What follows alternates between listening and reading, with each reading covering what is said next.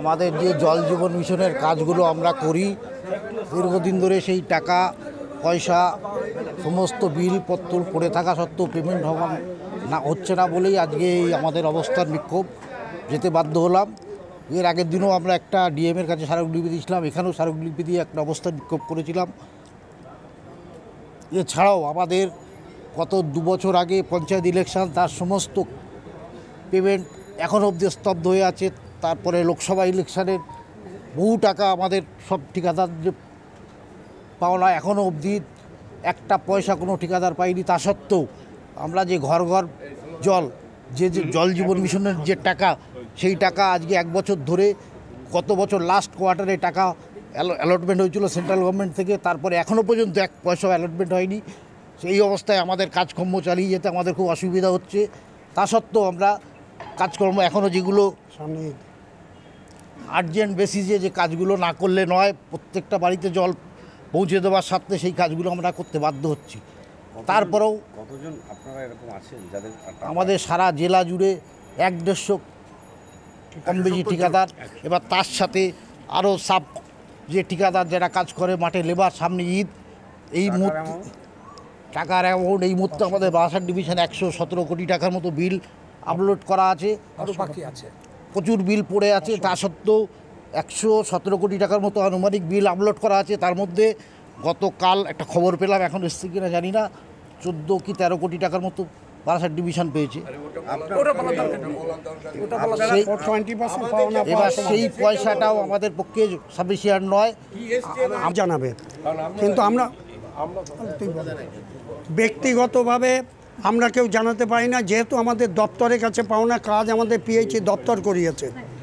অতএব ডিএমের কাছে, ডিএম ইলেকশনের এখানকার শেষ কথা, ডিএমকে আমাদের এক্সিকিউটিভ বা আমাদের যা ডিপিআর সমস্ত কিছু ব্যবস্থা করছে আমাদের ডিভিশন, কিন্তু তথাপিও আমরা এখনও ওয়ার্ক অর্ডার পাইনি। কাজ হয়ে যাওয়ার 1 বছর, 1.5 বছর, 2 বছর হয়ে যাচ্ছে, আমরা লোকসভার এখন ওয়ার্ক অর্ডার পাইনি, আমাদের পঞ্চায়েতের ওয়ার্ক অর্ডার পাইনি। এইভাবে দীর্ঘদিনভাবে চলছে। জেজেএমের টাকা, হাজার হাজার কোটি টাকার কাজ করিয়ে নিয়ে আমাদের ঠিকাদারদের সারা ওয়েস্ট বেঙ্গল ব্যাপী ভিক্ষের ঝুলি নিয়ে রাস্তায় নামিয়ে দিয়েছেন। আমাদের অনুরোধ মাননীয় মুখ্যমন্ত্রীর কাছে যে আমাদের টাকার ব্যবস্থা করুন। আপনার মধ্যে উন্নয়নের দিক আছে, সেই উন্নয়নের দিককে সামনে রেখে যাতে আরও উন্নয়ন ত্বরান্বিত হয়, তার দিকে নজর রেখে আপনি পিএইচই দপ্তরের যারা ঠিকাদার, যারা দীর্ঘদিন ধরে আর্থিক কষ্টে ভুগছে, তাদের আর্থিক সমাধান ব্যবস্থা করুন সমাধানের। এবং জেজেএমে এখানে মিনিমাম 500 কোটির ওপরে আমাদের পাওনা আছে, মানে বিল কাজ হয়ে আছে বা বিল এখনও আসেনি, অনগোয়িং। আর আমাদের এখানে 117 কোটি টাকা। হ্যাঁ, এরপরে না হলে আমরা আরও বৃহত্তর আন্দোলন যাবে। This is my first step, আমাদের এটা প্রথম স্টেপ। আমরা এইভাবে আগে ডিএমকে জানিয়েছি, এক্সিকিউটিভকে জানিয়েছি, এবার অবস্থানে বসলাম।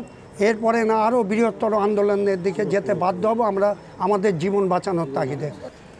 আমাদের উত্তর সুরাট জেলার বেশিরভাগ ছোট ছোট ঠিকাদার কন্ট্রাক্টর, তারা অর্থনৈতিক জ্বালায় দীর্ঘদিন ধরে ভুগছে। তারা অর্থনৈতিক জ্বালায় বাজার থেকে দেনা করে ধার লোন নিয়ে তারা এই কাজ করেছে, কিন্তু দীর্ঘদিন হওয়ার জন্যে তারা কিন্তু আজকে টাকা পাচ্ছে না। তারা অসহ্য সংসার চলে এর এই ভিত্তিতে, সেই সংসার চালাতে হিমশিম খেচ্ছে। অনেকে টাকার জ্বালা, অনেকে গোপনে বাড়ি ছেড়ে চলে যাচ্ছে অর্থনৈতিক কারণে।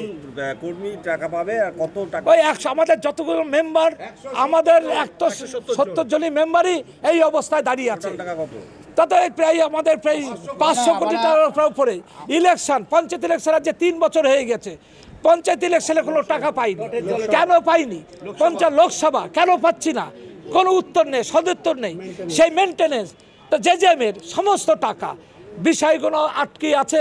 আমরা চাই আমরা অবিলম্বে এই টাকা যাতে আমরা পাই, তার জন্য আপনাদের সহযোগিতার দরকার। কেননা ছোট ঠিকাদাররা রাস্তায় বসে পড়েছে। আজকে এর পরে অমরণ অবস্থানের দিকে আমাদের যেতে হবে, কেন আমাদের পেটের তাগিদে। ছোট ছোট ঠিকাদার তো বড় না, তারা অনেক কষ্ট করে টাকা জোগাড় করে।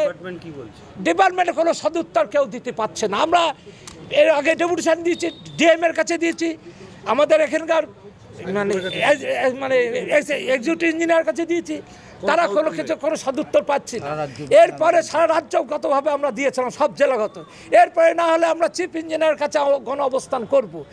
তার জন্য আমাদের যা যা আন্দোলন করার ক্ষেত্রে যে পরিকাঠামোর দরকার সেটা আমরা করব। সমস্ত যখন যেভাবে বলা হয় সেভাবেই আমরা কাজ সম্পূর্ণ করে দেওয়া হয়। ইলেকশনের কাজ তো খুবই টাফ করা, মানে রাতারাতির মধ্যে কাজ কমপ্লিট করে দিতে হয়, খুব চাপের মধ্যে। তারপরে কাজ করে এই ধার দেনা করে কাজ করে যদি পেমেন্ট না হয় তাহলে আমাদের পরিস্থিতি কি মানে হবে। আমরা আপনাদের কি কাজ করা? ইলেকশনের সময় আমাদের মিলিটারিরা আসলে ওনাদের মানে জলের ডিপার্টমেন্টটা পুরো আমাদের থাকে, পিএইচই, তারপর টয়লেট, স্যানিটারি ডিপার্টমেন্ট সব আমাদের থাকে, এবং সেই কাজগুলো আমাদের খুব সিনসিয়ারভাবে করতে হয়। সেই কাজগুলো এমার্জেন্সি কাজ থাকে, তখন রাত দিনের কোনো মানে খেয়াল থাকে না সেই কাজগুলো করতে। তারপরে ধার দেনা করে সব কাজগুলো করার পরে তখন যদি আমরা পেমেন্টগুলো না পাই, আর দীর্ঘদিন সেই 23-এ লোকসভার ইলেকশন তো কমিশনকে জানিয়েছেন না, এখনও কমিশনকে আমরা জানাইনি। আমরা অফিসে মানে আমাদের এক্সিকিউটিভ ইঞ্জিনিয়ারকে জানিয়েছি, আমাদের ডিএম অফিসে জানানো হয়েছে।